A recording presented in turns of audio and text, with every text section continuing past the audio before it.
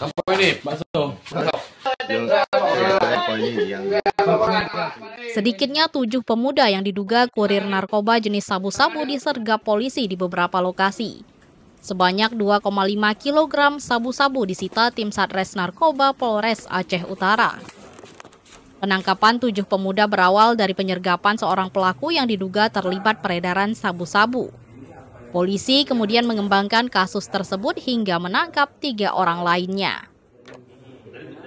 Mereka ditangkap dalam sebuah rumah di Gampong Alupapen, Kecamatan Tanah Jamboai, Aceh Utara. Dari ketiga tersangka, polisi menyita barang bukti 1,5 kg sabu-sabu yang dibungkus dalam kemasan teh Cina. Tim terus mengembangkan kasus ini dan mengamankan 3 tersangka lainnya yang sedang menunggu di Masjid Raya Malikussaleh, Panton Labu. Polisi lalu mengembangkan kasus ini hingga ke Kabupaten Biren dan menangkap 1 tersangka beserta barang bukti sabu-sabu seberat 1 kg. Satres Narkoba Polres Aceh Utara mendapati informasi dari masyarakat bahwasanya di Desa Alupapen, Kecamatan Jamboai, Kabupaten Aceh Utara, sering terjadinya transaksi narkotika jenis sabu.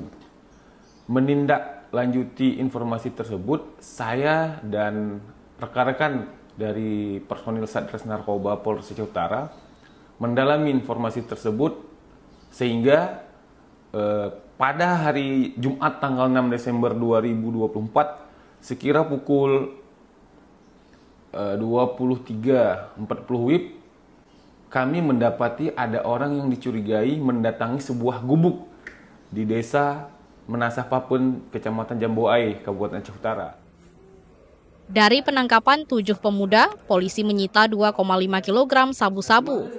Mereka yang ditangkap 5 pemuda berasal dari Kabupaten Biren, 1 warga Kota Banda Aceh dan 1 lainnya warga Aceh Utara. Ketujuh tersangka kini ditahan di Mapolres Aceh Utara untuk pemeriksaan lebih lanjut. Polisi masih memburu pelaku lainnya yang diduga terlibat jaringan narkoba. Ramadan melaporkan dari Aceh Utara. Kamu jual gitu, disuruh jual sama kamu?